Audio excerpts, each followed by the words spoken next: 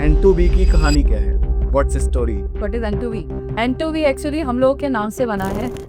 Nikita ma'am, नीति, 2 N हो गए और एक डॉक्टर वानिका V। तो हम तीनों बहुत प्राउड हैं हमारी इस इनिशिएटिव के लिए और इस जो कंपनी हमने फाउंड की है। वानी मैम, लास्ट वर्किंग कहाँ थे आप? मतलब यहाँ पर कैसे? बिकॉज आप तो बड़े प्लेटफॉर्म पे थे, सारे बड़े बैनर वाले प्लेटफॉर्म पे देखते थे। What's the story behind it? So मेरा लास्ट वर्किंग था at a company which is called Vedantu, काफ़ी फेमस है। और मैं एडटेक में मैं हमेशा ये कहती हूँ कि I am as old as edtech itself. तो जब से एडटेक इंडिया में I am a Pioneer Vedantu के साथ में। तो थोड़ा सा हम लोग N2V की कहानी तो पता चली गई कि भाई कैसे एस्टैब्लिश हुआ, क्या हुआ, इसका क्या विजन है मैम? फाउंडर की जैसे मेन टीम तीनों मिलके पहले से जानते होते हैं और फिर कंपनी बनती है। ये बिल्कुल वैसी कहानी नहीं है। स्टूडेंट्स के लिए क्या बेनिफिट्स सोचे हुए हैं? क्या बेनिफिट्स होंगे? स्टूडेंट के लिए सबसे मोस्ट इंपॉर्टेंट बेनिफिट ये होता है गाइडेंस। अगर वो रात को 8 बजे भी उन्हें फ़ोन करता है, 10 बजे भी फ़ोन करता है, जैसे कि अभी नीट के एग्जाम के टाइम पे हुआ, मैम पैनिक सा सिचुएशन हो रहा है, मैम थोड़ा डिप्रेशन सा सा हो रहा है, goodwill मैम पे। बात करनी है, मेरा जैसे favorite कि भी था हम वेदांतु उससे में बात करते हैं, उसको थोड़ा सा काम डाउन करते हैं। एक ने एलन छोड़ा, एक ने अनअकैडमी छोड़ा, सिर्फ गुडविल पे। मेरा फेवरेट भी था वेदांतु मैंने छोड़ा।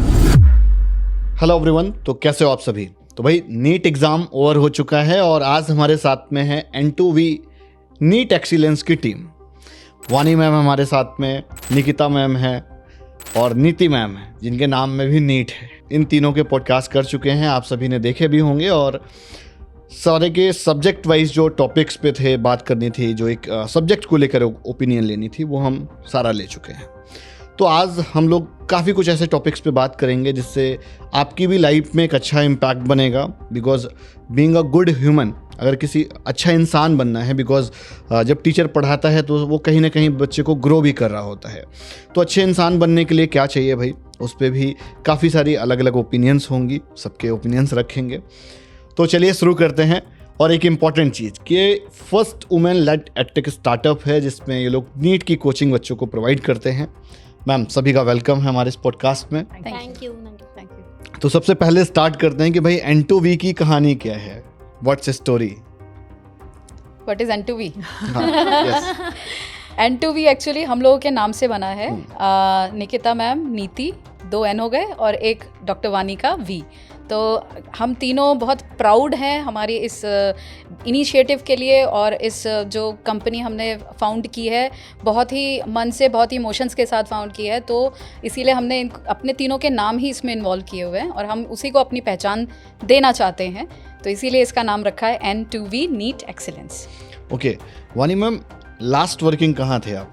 मतलब यहाँ पर कैसे? बिकॉज आप तो बड़े प्लेटफॉर्म पे थे, सारे बड़े बैनर वाले प्लेटफॉर्म पे देखते थे। What's the story behind it?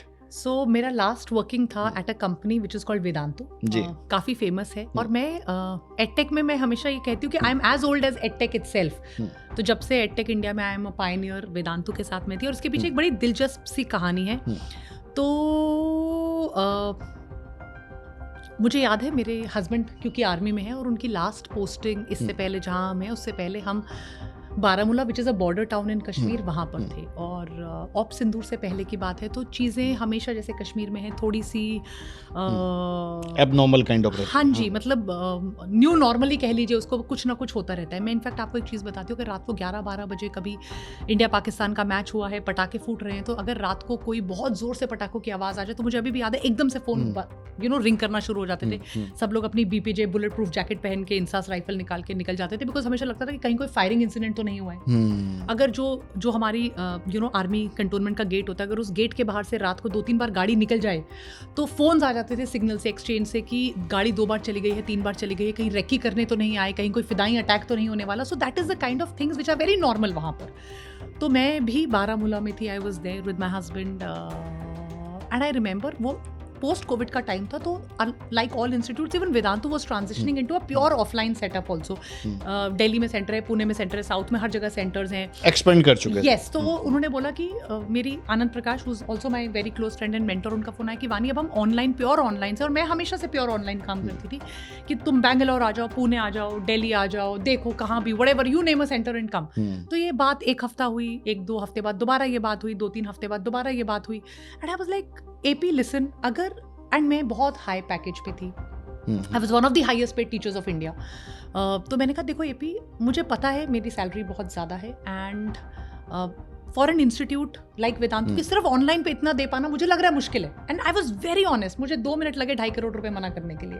2 minute में 2.5 करोड़ तो something like this. I said salary पता चल गई बच्चों आज। मैंने कहा देखो मुझे लग रहा है कि आपको मुश्किल लग रहा है, बट मैं उस स्टेज पे हूँ। और मैंने कहा मैंने आई have married for love, I have married somebody who is in the service of the nation and at a place जो कि बहुत हाई स्टेक्स जगह है। इंटरनेशनल बॉर्डर से 30 किलोमीटर दूर, मुजफ्फराबाद जो पाकिस्तान में 60 किलोमीटर दूर है बारामूला से। सो आई सेड मैं इस टाइम पे सब कुछ छोड़कर नहीं आ सकती। तो मेरे लिए, and I have married for love, तो I said for me at this stage my husband's career is also equally important. Women anyways play a very important role in the army. सबको यू नो फैमिली को, unit को साथ में लेके चलना। I said बाद में कभी कोई अपॉर्चुनिटी आएगी देखा जाएगा, इस समय छोड़ दिया वेदांतु। यस। एंड उसके बाद मैं बहुत रिलीजियस हूँ, बहुत स्पिरिचुअल हूँ। तो मैं देखो पैसा किसको अच्छा नहीं लगता। तो मैं अपने मंदिर गई, मैंने 2 मिनट के लिए भगवान के सामने माथा टेका और मैंने कहा ईश्वर, मैंने कभी किसी से नौकरी नहीं मांगी। मैंने कहा ये मेरी लाइफ का उसूल रहा है, क्योंकि मैंने जिंदगी में एक चीज़ सोचा है कि यार सत्ता सिर्फ ईश्वर की है। मैंने कहा मैं किसी में इतना सोचती ही नहीं हूँ कि कोई क्या किसी को दे सकता है। देने लेने वाला तो finally it is God. Yes, the one and only. So I went to my temple and this is true. I went to my temple. मैं सच में 2 सेकंड रोई भी होंगी। मैंने कहा चलो जो भगवान जो 2.5 करोड़ कैसा है 2.5 करोड़ जाने का दुख हुआ? बिल्कुल। मैं 2 सेकंड रोई, पर मैंने कहा अगर आपने देना है तो आपने घर पे कोई नहीं ना कोई। डिस्कस किया आपने अपने हस्बैंड से? नहीं, मैं हस्बैंड वाज लाइक यार ठीक है कर लेंगे हम मैनेज, तुम जाओ। पर ऐसे ठीक है, आपने देना है तो आप कोई ना कोई तरीका भगवान निकाल लीजिए। अगर आपने देना है तो आपने देना है। आज शायद वेदांतु के थ्रू दे रहे हो, कल किसी और के थ्रू देना है। तो मैंने कहा मैंने कहा मैं ईश्वर आपके सामने बोल रही हूँ, मैं नौकरी किसी से नहीं मांगू। मैं अलग पांडे के सामने नहीं जाऊंगी, मुझे नौकरी रख लो। क्योंकि मुझे अनअकैडमी का ऑफर आया था, तब मैंने बड़े डंके की चोट पे ना किया था। मुझे मेरी मल्टीपल मीटिंग्स हुई थी बायजूस के साथ और यू नो फिजिक्स वाला हर जगह। तो मैं कहती नहीं, मेरे तो घर की कंपनी है वेदांतु। मैंने कहा अब जब मुझे ओके टाटा बाय बाय हो गया, अब मैं किसी के सामने नहीं जाऊंगी गिड़गिड़ाती हुई कि मुझे रखो। ऐसे वो मेरे लिए ईगो की बात हो गई। तो मैंने कहा ईश्वर अब तुम जानो। And that is how for me personally it was like अब तो अपना ही कुछ करेंगे कहीं पर जहाँ पर, क्योंकि आज मेरे पति की ट्रांसफर बारामूला है, कल क्या पता किसी और बॉर्डर जगह पे हो, तो फिर मुझे फिर कंपनी छोड़नी पड़े जहाँ इतनी मेहनत से काम किया है। तो ऐसे अब मैं अपना ही कुछ काम ठीक बात। अब थोड़ा सा इसमें बिहाइंड द सीन और आएंगे। हाँ ठीक है, स्टार्ट करें भाई। हाँ अच्छा ऊपर आ रही है। हाँ नहीं वो माइक क्या आ गया था। ठीक है। जैसे आपने डिसीजन बड़ा स्ट्रांगली लिया, बहुत सारे बच्चे भी इस चीज़ को जानना चाहते होंगे, लव मैरिज कैसी हुई थी आपकी? What's story? N2V की कहानी तो पता चल गई, बट उसके पीछे की और रियल स्टोरी क्या है? So see, I believe in rebirth, and I've never said this on record. Oh my God, I'm saying this on record is very. So I saw my husband for the first time when we were in class 6th. छठवीं में। तो छठी का बच्चा क्या होता है? क्या ही होता है 6th class? And I feel that I don't know. It's not the first time, and I say this to everybody. I don't know the relationship. Were we a mother and child? Were we lovers? Were we brother sister? Were we a family? But the moment I saw this child, and I believe in old soul concepts, and I believe in reincarnation. मैं एक deeply सनातनी परिवार से आती हूँ, तो मुझे पता है birth rebirth. The moment I saw my husband for the first time in class 6th in army school Jalandhar, I knew that I knew this person in class 6th। पहले से जानते थे? नहीं, बट समवेयर समथिंग स्ट्रक। छठी में, और मैं जब भी मैं इस चीज़ को रिविजिट करती हूँ, मेरे मन में आता है कि I don't know what. And उससे भी बड़ी बात, जब हम, मेरे फादर की पोस्टिंग पहले हुई, my father was also in the army, so we left that station and we moved out.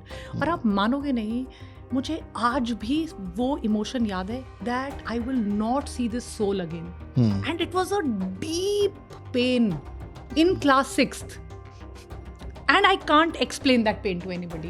Was it that our souls recognized each other? What happened? And then obviously we re-met when Samrat was in academy and I was in college, and we took it from there. But yes, that moment of soul to soul recognition is very. तो finally शादी कब हुआ? After graduation, obviously. Okay. We graduated, and yes. In which year? 2012. मतलब 2012, करीब हो गए 14 year हो गए। हाँ जी। मतलब टीचिंग एक्सपीरियंस और आपका जो मैरिज लगभग बराबर हो गया। यस ओके, तो थोड़ा सा हम लोग N2V की कहानी तो पता चली गई कि भाई कैसे स्टैब्लिश हुआ, क्या हुआ, इसका क्या विज़न है मैम, क्या मिशन है? एक्चुअली हमारा मिशन और विज़न इस बार 101% क्लियर है। हम तीनों ने जब एक बार हम मिले, बात की, और बहुत कम ऐसा होता है जब किसी की वाइब्स एक्चुअली 101% मैच करती है, एंड दैट इज़ 100% ट्रू कि जब हम तीनों मिले, वानी, NI, नीति, उनमें भी NI, और निकिता, तो मुझे कहीं ना कहीं लग रहा है कि कुछ तो भी हमारे नाम में ही था या क्या था, और हम मिले भी बिल्कुल कोइंसिडेंटली, ऐसा सब कुछ कि मैंने अनअकैडमी लेफ्ट किया। मिलने की क्या कहानी है? मिलने की क्या कहानी है, तो मिलने की कहानी भी हमारी थोड़ी सी इंटरेस्टिंग है। मैंने अनअकैडमी लेफ्ट किया। आपको अभी बस मैं रोक के बता रही हूँ कि this is the first physical meeting of this team. आप Oh, इस today is बात the first first physical meeting. Physical meeting, हम पहली बार वानी मैम से मिल रहे हैं। हाँ, मैम से पहले मिल चुकी हूँ, 4 साल पहले हम लोगों ने एक ही इंस्टीट्यूट में काम किया था, बट 4 साल से हम भी नहीं मिले थे। बट फाउंडर की जैसे मेन तीनों मिलके पहले से जानते होते हैं और फिर कंपनी बनती है, ये बिल्कुल वैसी कहानी नहीं है। हम लोगों ने मैंने और वानी मैम का इंटरेक्शन हुआ, ऑफ कोर्स मैम को तो सब जानते थे, मैं भी उन्हें फॉलो करती थी काफ़ी सालों से। इतना फेथ इतना फेथ था। आप दो चीज़ें थी, एक ने एलन छोड़ा, एक ने अनअकैडमी छोड़ा, सिर्फ गुडविल पे। एक फेथ भी था, वेदांतु मैंने छोड़ा। मगर एक अंदर की ना एक उलझन और फ्रस्ट्रेशन भी था, जो हमें बहुत सालों से अलग अलग इंस्टीट्यूट में काम करने से हमें जो फेस कर रहे थे, जो मतलब एक हम बहुत बंधन में थे उस समय। मतलब this was actually a time हम खुद ढूंढ रहे थे कोई ऐसा साथ या कुछ ऐसा जो अब हमें खुद को प्रूव करने को मिले, हमें ऐसा कोई समय मिले, ऐसा कोई टीम मिले, मतलब कुछ चाहिए ऐसा कि जिसमें अब हमें किसी की सुननी नहीं है या फिर किसी के हिसाब से काम नहीं करना है। अब हमने जो अपने लिए सीखा है, इतना एक्सपीरियंस लिया है, उसको हम कैसे और यूज़ कर पाएँ। तो मतलब एक ना जैसे कि पानी रुका हुआ होता है तो कैसे बिल्कुल बस जैसे ही हटाओ वैसे ही वो बाहर निकलता है तेज़ फोर्स के साथ। तो हम लोगों के भी, मेरे और मैम के दिल में तो ऐसा बहुत दिनों से बंधन था। तो जब मैं मैम से मिली तो बस मैंने ऐसे बोल ही दिया था, आप बोलो कब, तब छोड़ना है मुझे, बिल्कुल कि मैं तब छोड़ना है। और मैं कॉन्फिडेंट नहीं थी, मैं बोलती थी देखो पता नहीं हम कुछ कर पाए या नहीं, आप एलन छोड़ दोगे। मैम वाज वरीड कि भाई फाइनेंशियली अभी कैसे आप सिंगल मदर हो, आपकी ऊपर बेटी की रिस्पॉन्सिबिलिटी है, 10 साल की बेटी है आपकी, आप कैसे वो स्टेबल जॉब को छोड़ दोगे, अभी हमारा पता नहीं है कि हाउ विल वी। मैंने बोला कि वी विल मैनेज। 2 महीने का गैप लिया, हमारी दिसंबर में बात हुई, हमने फेब में जाके together we started working. I said नहीं I am not ready to take that burden.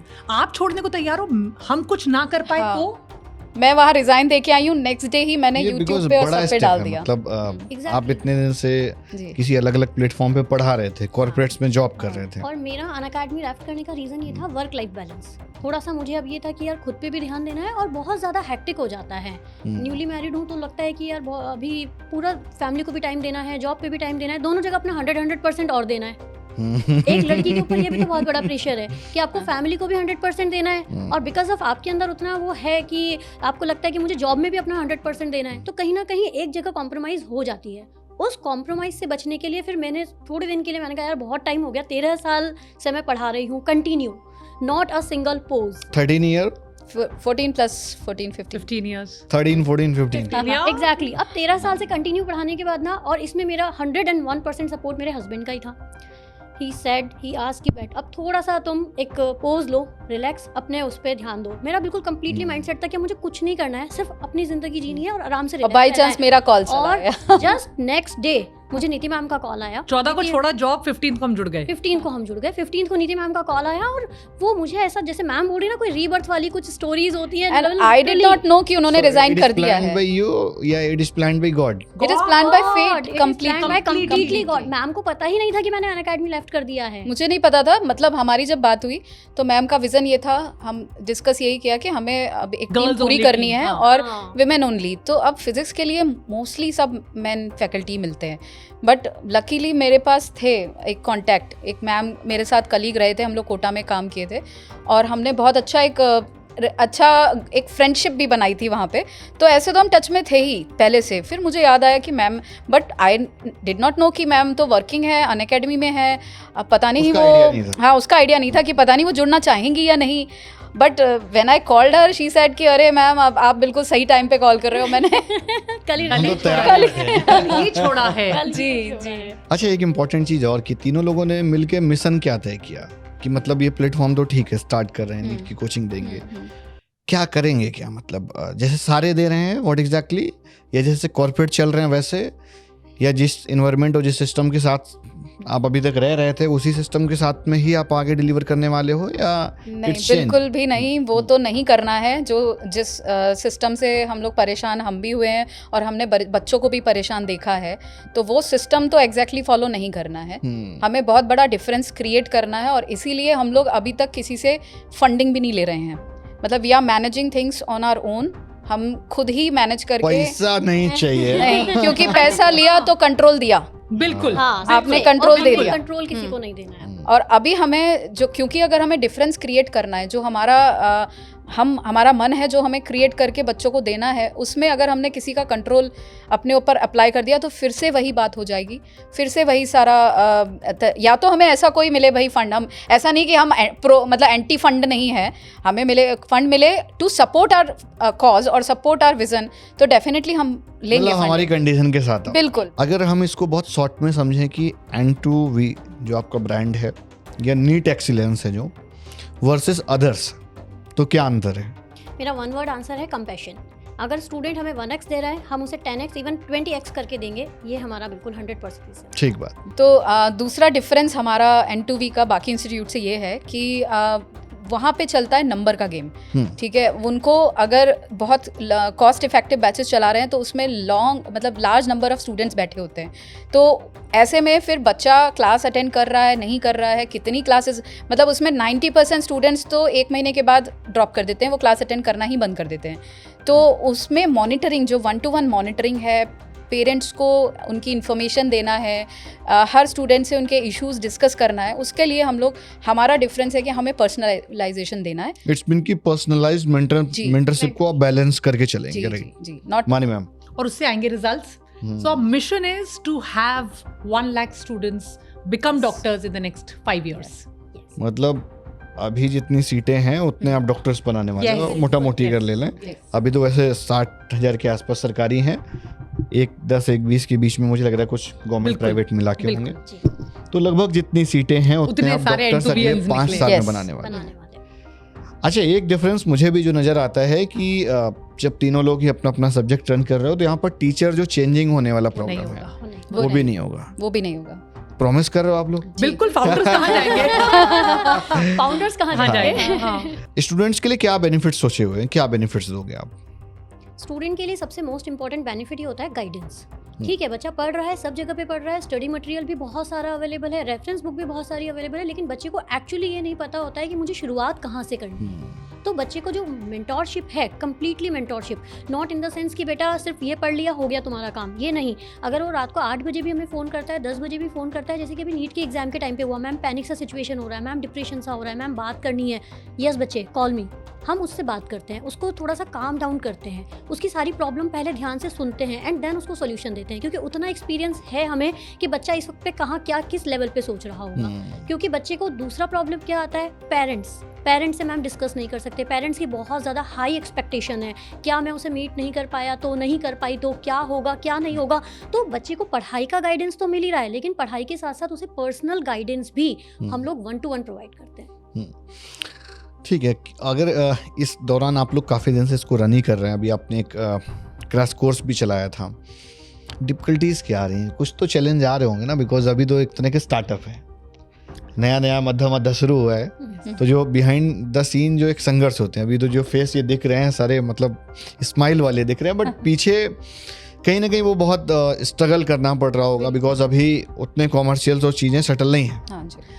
देखिए, जितने भी आज की डेट में बड़े इंस्टीट्यूट्स हैं, they are heavily funded and आपका कंपटीशन होने से, यस, और the kind of then editing of videos, the kind of shooting, the kind of calling, right from data collection to calling, the kind of YouTube पे the amount of videos that they can make, वो इतना advertisements, their PR, the strong PR, yes, और उसके खिलाफ एक छोटा सा all women led edtech, but फिर भी मुझे लगता है sincerity never goes out of fashion। हमारे पास बच्चा आता है जो X Y P Q R V सब इंस्टीट्यूट से आता है और कहता है मैम फाइनल होप आप हो। So I somewhere also believe deeply, choice वाला बच्चा ढूंढ के आ रहा है, इसका मतलब वो मतलब ऑर्गेनिक। देखो हमेशा ना, जब मैंने यूट्यूब पढ़ाना शुरू किया था वेदांतु में 7-8-10 साल पहले, तो हमेशा जब हमारे वेबिनार्स होते थे, हम मिलते थे लोगों से, सब कहते थे organic is the king, your content is the king. और तब मुझे समझ में नहीं आता था, बिकॉज PR गेम जितनी भी स्ट्रांग हो, स्लो एंड स्टेडी ग्रोथ आपको ऑर्गेनिक से आती है। Right now we have no funds to spend on marketing. हम अपनी सारी एनर्जी सिर्फ एकेडमिक एक्सीलेंस, एकेडमिक ब्रिलियंस पर लगा रहे हैं। स्टूडेंट एक्विजिशन पे हमारा कोई मसल पावर नहीं है। Somewhere we feel disadvantaged. कई बार बुरा लगता है, लोगों के 10,000 वॉचिंग होते तो हमारे 550 वॉचिंग भी नहीं होते। बट आई थिंक और फिर जब 5,000 पढ़ाए हो तब तो और बहुत बुरा लगता है। But you know somewhere I also feel that हल्के हल्के धीरे धीरे, आएगा, डोंट टेक थिंग्स पर्सनली। जो बचपन में वो जो टॉर्टोइज वाली स्टोरी पढ़ी थी ना, वो हम तीनों ध्यान कौन सी? टॉर्टोइज वाली, टॉर्टोइज और कछुआ, खरगोश वाली जो स्टोरी है कि कछुआ खरगोश आराम से सो जाता है, लेकिन कछुआ धीरे धीरे धीरे धीरे पेशेंस के साथ चलता रहता है, स्लो एंड स्टेडी तो विंस ठीक द है, रेस। कंसिस्टेंसी। या बचपन में जो वो पोएम सीखी थी ना, वो कहीं ना कहीं हमारी लाइफ में लिटरली एप्लीकेबल होती है, तो उसी पे वर्कआउट कर रहे हैं। एक लाइफ लेसन्स भी बताइए बच्चों के लिए, बिकॉज वो बड़े इंपॉर्टेंट है। जी देखिए, मेरी लाइफ थोड़ी सी चैलेंजिंग रही है, थोड़ी सी अनकन्वेंशनल रही है। मैं सोसाइटी से थोड़ा सा अनकन्वेंशनल लाइफ अब जी रही हूँ। बीइंग सिंगल मदर, मैं 5 years बैक मैंने अपनी मैरिज से बाहर आई हूँ। टॉक्सिक रिलेशनशिप था, तो वो अगर मैं लाइफ लेसन बोलूँ तो बहुत सारे लाइफ में जो है ना, ऐसे मोमेंट्स आते हैं जहां आपको एक स्ट्रॉन्ग स्टेप, मतलब एक सॉलिड स्टेप लेना पड़ता है। आपको नहीं पता होता है कि उसके बाद अच्छा होगा या बुरा होगा। आपकी लाइफ में उतार आएंगे या और चढ़ाव आएंगे, आपको नहीं पता होता है। बट आपको उस मोमेंट में क्या सही लग रहा है, आपको उसके हिसाब से डिसाइड करना पड़ता है। मैं भी एक ऐसी होमली गर्ल ही थी। मैं एक मिडिल क्लास ब्राह्मण फैमिली से हूँ, सबसे बड़ी थी, तो मेरे भी वही जो सभी पेरेंट्स के होते हैं कि भाई पढ़ाओ लिखाओ और शादी करो, लाइक दैट्स हाउ मेरा भी एक पूरा माइंडसेट था, डेवलप था पूरा। अच्छी पढ़ाई की, उसमें भी हम लोग हमेशा, मैं आगे ही रही हूँ, अपना करियर बना रही थी। बट ठीक है, घर वालों का ये भी एक ओपिनियन होता है, this is also considered as a success, कि आपने पढ़ाई भी कर ली, ग्रेजुएशन, पोस्ट ग्रेजुएशन, PhD जो भी, उसके बाद आपने फिर शादी भी करनी है। तो उसके हिसाब से सब जैसा रूल बुक में चलता है ना, वैसा मैंने किया था। बट नहीं अगर चला तो उसके लिए कहीं कोई रिग्रेट नहीं है। मैंने उसको भी पॉजिटिवली लिया है। और लास्ट 5 years से मैं अपनी बेटी के साथ इधर उधर दूसरी कंपनीज, कभी कोई लोकेशन, मतलब मैंने लास्ट 5 years में ऑलमोस्ट 4 जॉब, 4 लोकेशंस चेंज कर दिए थे। तो मैं अब, मेरा भी एक दूसरा भी जज्बा बना लिया है, जज्बा बना लिया कि अब यहीं से कि करेंगे, अब बस यही करना है, अब कहीं और जॉब नहीं करना है। जी आप बताइए। मैं बीटेक मैकेनिकल इंजीनियर हूँ, और आपको तो पता ही है मैकेनिकल इंजीनियरिंग में मतलब नॉर्मली गर्ल्स नहीं होती हैं, तो मेरा भी सपना सिंगल डिजिट होती हैं। सिंगल डिजिट होती हैं, जैसे कि मैं थी। तो मेरा भी एक सपना था कि यार मैं भी जो कंपनीज हैं, जितनी भी मैन्युफैक्चरिंग है अपनी कंपनीज, उनमें करूँ। मैं इवन कॉलेज प्लेसमेंट भी हूँ, लेकिन 2012 में मेरा बीटेक कंप्लीट हुआ। उस टाइम पे आपको अच्छे से पता होगा कि पेरेंट्स या फिर इवन तो रिलेटिव्स, उनका सबका ये होता है बच्ची डे नाइट शिफ्ट करेगी, लड़की को अकेले नहीं भेजेंगे इतनी दूर, साउथ में कैसे भेज दें, जैन हूँ, ऊपर से थोड़ा सा और ये हो गया, कल को चिकन विकन खाना सीख जाएगी लड़की, ठीक है। तो धीरे धीरे धीरे, और दूसरा एक फाइनेंशियल इशू भी था। तो दीदी ने पढ़ाना शुरू किया था बिकॉज ऑफ फाइनेंशियल इशू। मैंने अपनी सिस्टर डॉक्टर नुपुर जैन को फॉलो किया।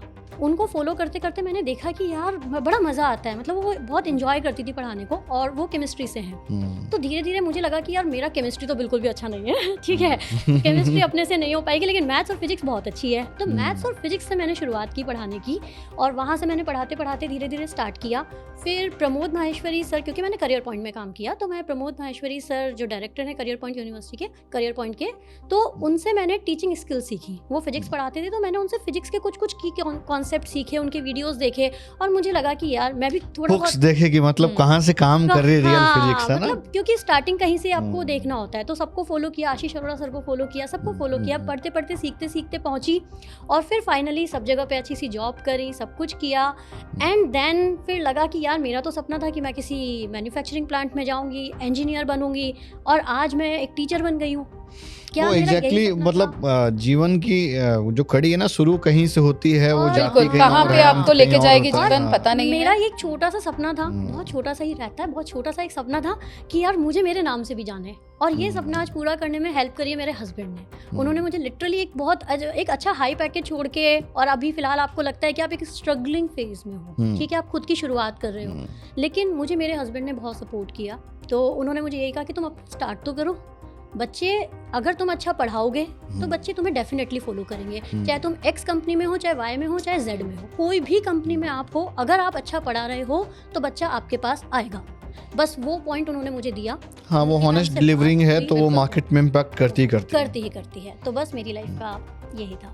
वानी मैम, मैं तो 2 लाइन कहूँगी, for me India first, India always. जो भी आप डिसीजन लो, समवेयर नेशनल प्राइड, राष्ट्र पहले। यस, राष्ट्र सर्वोपरि है। ठीक बात है। बहुत इंस्पिरेशनल स्टोरीज हैं आप सभी की, और एक बहुत प्राउड मोमेंट है, मैं बोलूँगा कि बड़ा वार्म हो चुका है मामला, क्योंकि अभी यहाँ का और इस तरह से एक इनिशिएटिव ले पाना एक बहुत डिफिकल्ट चैलेंज है, टास्क है। उसके बीच में बहुत सारे पड़ाव आते हैं, बिकॉज जब आप पुरानी लाइफ देखते हो तो कुछ सेटल्ड होती है, एक वो अलग फेज में चल रही होती है। अभी जो चल रहा होगा, मुझे लगता है कि उसकी जो धारा की जो प्रवाह है ना, वो बहुत अभी धीरे धीरे अभी फ्लो हो रहा होगा। So it's will take time. All the best from my team, और आप लोग बढ़िया अपना इस प्लेटफॉर्म को आगे रन करो। कुछ क्वेश्चंस और हैं बड़े इंटरेस्टिंग हैं, हम उनको भी लेंगे, बिकॉज बच्चों के ये स्टूडेंट्स के साथ में इस तरह के हम लोग चीज़ों को शेयर कर रहे हैं, ताकि देखो भाई, नीट सिलेक्शन कर लोगे, सरकारी मेडिकल कॉलेज में चले जाओगे, उसके बाद भी बच्चा पीयर प्रेशर में आता है, उसके बाद भी सुसाइड्स होते हैं, उसके बाद भी अपने जीवन के आप उस ट्रैक लाइन में कहीं ना कहीं स्टक करते हो, फंसते हो। फिर ये आपको गुरुज मेंटोर्स नहीं मिलते उस समय गुरुज मेंटोर आपके चेंज हो चुके होते हैं। बिकॉज अभी जो आप कोचिंग वाले के साथ में, या जो अभी आप मेंटर्स के साथ में जो आप डिस्कस कर सकते हो, वो आगे थोड़ा सा एक वो गैप क्रिएट हो जाता है। बिकॉज आप तब तक बड़े हो चुके होते हो, जब आप बड़े हो जाते हो तो फिर आप उतना कम शेयर करने लगते हो, कम मतलब सबके साथ नहीं करते हो, राइट। तो एक क्वेश्चन ये है आप सभी से कि पहला तो ये है कि गॉड पे फेथ करना चाहिए। यस, 100%। देखो, मुझे ऐसा लगता है कि है तो सवाल कैसा है, नहीं तो सवाल कैसा है ना। और मतलब I don't want to take the burden of this life on my head. मुझे लगता है कि कोई है, चल रही चक्री ऊपर हाँ, से। बिल्कुल, कोई है जो ध्यान रख रहा है, तो वो हमारा भी रखेगा। जो भी हो रहा है वो कोई तो कर रहा है। There is a divine energy, और वो हम लोग फील भी करते हैं। एनर्जी केवल फिजिक्स में नहीं है, हमारी लाइफ में भी है, और वो गॉड है। मेहनत कितनी करनी चाहिए? हार्ड वर्किंग किसको कहते हैं? So that we don't stop smelling fresh flowers and enjoying life. मतलब मेहनत है जरूरी, पर हाँ, somewhere take time to enjoy life also. To enjoy life also you have to work hard. कितना? बस उतना हार्ड वर्क करो जितना आपको सेटिस्फैक्शन हो जाए कि यार अपन ने अच्छा सा कर लिया है। मतलब आपको एक रिग्रेट फील नहीं होना चाहिए कि यार मैंने थोड़ा और मेहनत कर ली होती, थोड़ा सा और पढ़ लिया होता, या मैंने अपनी लाइफ में, मुझे ये नहीं कि यार मैंने 2-4 साल और जॉब करके पैसा कमा लिया होता। मुझे अभी कोई रिग्रेट नहीं है, मेरा हार्ड वर्क कंप्लीट हो गया, अब मैं स्मार्ट वर्क कर रही हूँ। ठीक बात। फेलियर, बिकॉज सबको कहीं ना कहीं अपने अलग अलग लेवल पे फेल होते हैं। बच्चे अभी जो होंगे स्टेज में, वो भी अपने लेवल पे फेल हुए होंगे। तो आप जो अपने जीवन में कभी फेल हुए होगे, तो उसको कैसे कवर अप किया? बहुत बुरा लगा तभी, बट एक्सपीरियंस सिखाता है failure alone is a stepping stone to success. जब तक फेल नहीं होंगे, देखो मैं हमेशा एक और चीज़ कहती हूँ, अकल ना बादाम खा के नहीं आती, धोखा खा के आती है, और फेल होकर आती है। तो अकल उसी से आती है, फेल होकर ही फिर क्या करना है पता चलता है। वो बड़ा बोलते हैं ना, बहुत ग्लैमरस स्टेप रहा होगा जब आपको धोखा मिला होगा किसी चीज से। नहीं, नॉट ग्लैमरस होता है उस टाइम पे, हाँ। पर बाद में अकल आती है। हाँ, नहीं, फिर ये लगता है ना कि ये बड़ा सटीक हुआ, ये यार बड़ा हुआ। काम का हुआ। अगर वो नहीं हुआ होता तो आज हम ऐसा नहीं करते। बिल्कुल बिल्कुल, we were meant to do something else, इसीलिए उसमें हमें शायद वो चीज़ हमारे लिए थी नहीं। Correct. तो जो है हमारे लिए, हम उसमें सबसे अच्छा कर रहे हैं। फियर होना चाहिए बच्चों को। बहुत बच्चे डरते हैं किसी चीज़ से। आप भी सभी गर्ल्स के साथ में तो बहुत ज़्यादा ऐसा रहता है कि आप लोग भी कभी डरे अपनी चीज़ों से, या मतलब सोसाइटी से, या बहुत सारी अपनी अलग अलग लर्निंग होंगी आप सभी की। हाँ, लाइफ के तो डिफरेंट फेजेस होते हैं। डरते भी थे, मगर जब डर के भी जी लिया, देख लिया कि उससे कुछ मिलना नहीं है, तो हम तीनों तो बहुत एक एग्जाम्पल हैं कि we are how fearless, being fearless can pay you back. तो अगर अभी किसी को, हम तीनों से कुछ भी सीखना है ना, अलग अलग हमारे फेजेस हैं लाइफ के, मगर तीनों में एक चीज़ कॉमन है कि हम लोग तीनों फियरलेस हैं। हमें किसी चीज़ से ये डर नहीं फॉर लगता। वैलिडेशन। हाँ। हम अपना कर रहे हैं, नो सीकिंग वैलिडेशन। ये क्या कहेगा, जैसे वो बच्चों क्या के साथ, हाँ एग्जैक्टली, जैसे बच्चों के साथ में क्या रहता है ना कि यार बिना पैसे के कैसा मोटिवेशन, बिकॉज आजकल जो बच्चे हैं ना वो पैसा देख के करियर को सिलेक्ट कर रहे हैं। एमबीबीएस वाला डॉक्टर बनना चाहते हैं इसलिए कि ज़्यादा पैसा कमाएंगे। तो एक अभी कहीं ना कहीं जो सोशल मीडिया के जरिए जो चीज़ों को डिलीवर किया जा रहा है वो तो कहीं ना कहीं ग्लैमर बिक रहा है। बिल्कुल। तो उसमें कहीं ना उस होड़ में कहीं ना कहीं बच्चा थोड़ा सा नेगेटिव भी गलत भी चीज़ें सीख रहा है और वो पता नहीं चलता कि वो कब उस ट्रैक में चला गया, बिकॉज उसको रियल ट्रैक पता ही नहीं था। क्या ओपिनियन आपकी इस पे? सबसे बड़ा फियर पता है क्या है, हम ना एक दूसरे को देख के कंपेयर करते हैं और हमें ऐसा लगता है कि यार हमें एक फियर फैक्टर अंदर हो जाता है, यार उसको तो जॉब लग गया, वो तो डॉक्टर बन गया, मैं नहीं बन पाया। किसी को भी देख के अपने आप को कंपैरिजन मत करो। ये जो फियर है ना, ये फियर सबसे पहले दूर करो लाइफ का, कि सामने वाले को देखकर ये देखना कि यार वो बन गया, शर्मा जी का बेटा, वर्मा जी का बेटा, जैन साहब का बेटा, अरे बनने दो, उसने जो बनना था बनने दो, वो दूर करो फियर और अपना ड्रीम फॉलो करो। अब वो टाइम गया कि डॉक्टर का बेटा डॉक्टर बनेगा, इंजीनियर का बेटा इंजीनियर बनेगा, क्रिकेटर का बेटा क्रिकेटर बनेगा, नहीं, आपकी जो इच्छा है वो बनो। जो 3 इडियट मूवी ने सिखाया है वो एक्चुअली बिल्कुल सही है। जिस दिन आपने ये फियर दूर कर दिया आपकी लाइफ में, उस दिन आप बहुत आगे जाओगे। मैम आप बताइए। आपके मनी के इशू पे बात करती हूँ कि मनी इज़ नेवर इनफ। आपको आपकी प्रायोरिटी सेट करनी पड़ेगी। पहले प्रायोरिटी आपको, देखिए मनी तो अंबानी जी के पास है तब भी वो काम करते हैं, तब भी वो भाई इसका पैसे का रोल हमारे जीवन में कितना है, हमें कितना चाहिए और हमारी कितनी प्रायोरिटी है और हम कितना यूज़ कर सकते हैं और उसको यूज़ करके हम क्या नया क्रिएट कर सकते हैं।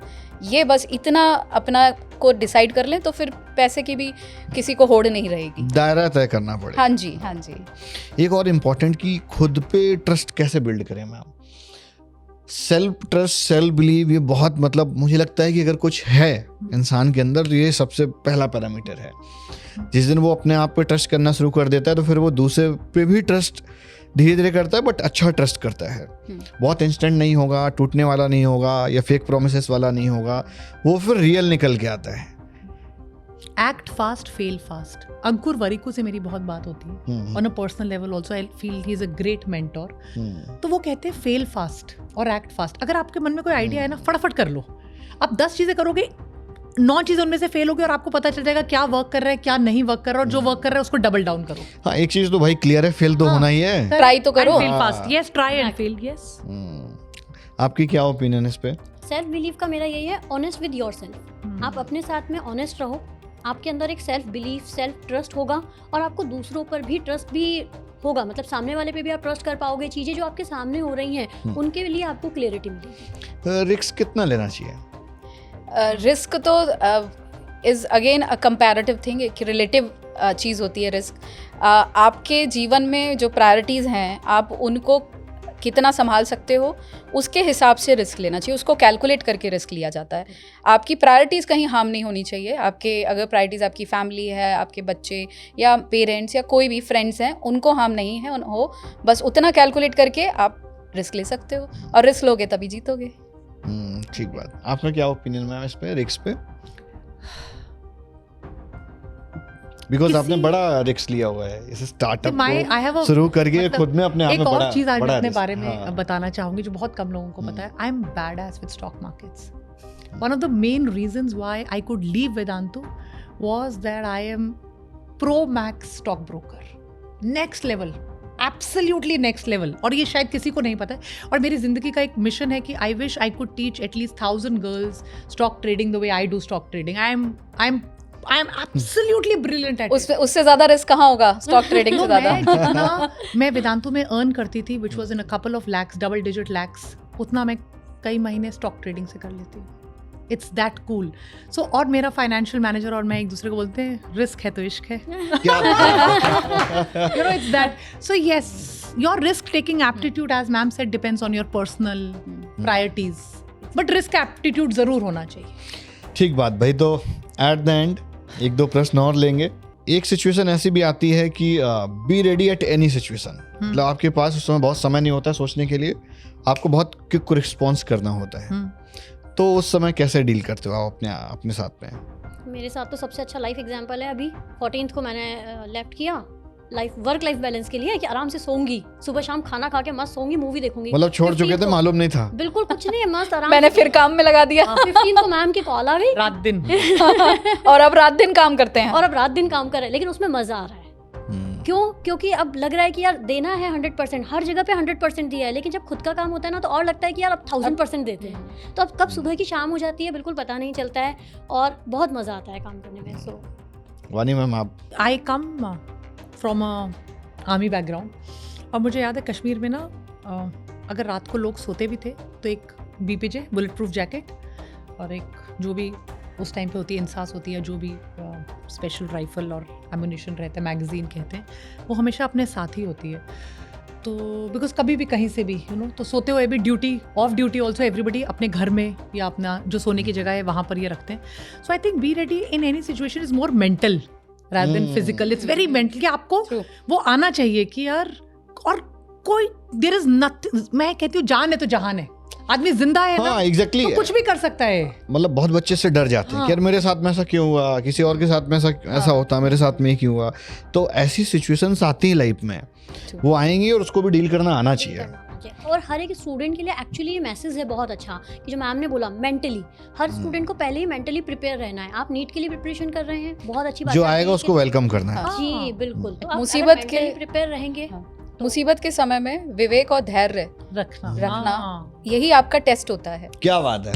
या लाइक विनाशकाले विपरीत विपरीत yes, बिल्कुल बिल्कुल उसी समय टेस्ट होता है कि आपने कैसे, क्या जजमेंट रहा आपका जब आप सबसे ज़्यादा रिस्की सिचुएशन में या फिर डिसाइडिंग सिचुएशन में है, तब आपने कितना विवेक रखा और कितना धैर्य से काम लिया। तभी काबिलियत पता चलती है, तभी काबिलियत पता, अंडर प्रेशर। हाँ, तो भाई इसी डिस्कशन के साथ हम अब विराम लेंगे। आज खूब सारी रिकॉर्डिंग हो गई है। वापस से सभी को जय श्री कृष्णा भाई। और पूरा आपने अगर देखा होगा तो सबसे बेस्ट वाला पार्ट कौन सा लगा, या आपके लाइफ में वो क्या इनिशिएटिव डालने वाला है, क्या ऐड ऑन करने वाला है वैल्यू एडिशन, कमेंट करके बताओ। Bye bye.